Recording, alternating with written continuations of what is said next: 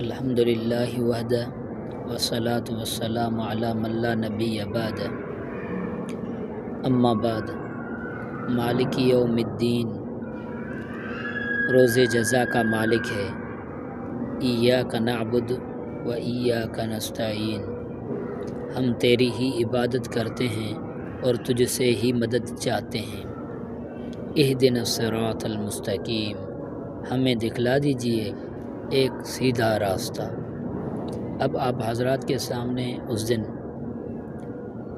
2 آیات کا ترجمہ ہوا تھا، آج 3 آیات کا ترجمہ آپ کے سامنے پیش ہوا، لیکن آپ کو ایک چیز اور بتاؤں، اس کی تفصیل اتنی کرنی ہے تاکہ جو آپ کو اور ہمیں بات سمجھ میں آ جائے۔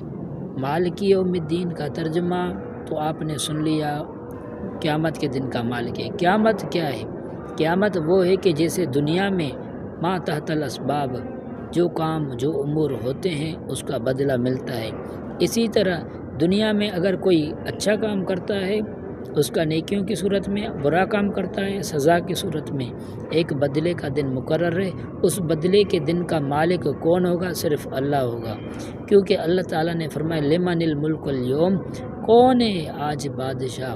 اور اللہ تعالیٰ خود ہی جواب دیں گے للہ الواحد القہار۔ اب سمجھ میں بات آ گئی کہ مالک یوم الدین قیامت کے دن کا مالک ہے۔ کون ہے مالک؟ اللہ ہے۔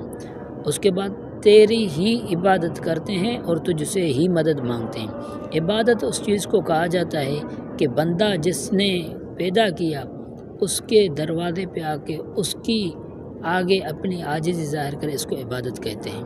اگر ایسی عبادت کسی اور کے سامنے کرے جیسی عبادت اللہ کے سامنے کرنی ہوتی ہے تو اس کو شرک اور بدعت کہا جاتا ہے۔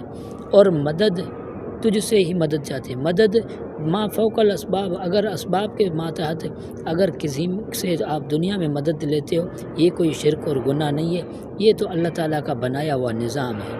اہدنا الصراط المستقیم، اس میں ایک دعا ہے، اللہ ہمیں وہ راستہ دکھا جس پر جو سیدھا راستہ ہو۔ سیدھا راستہ اس کو کہا جاتا ہے کہ جہاں پہ انسان کو کوئی مشکل نہ ہو۔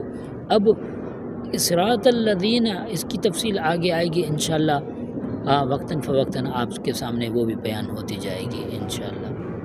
السلام علیکم۔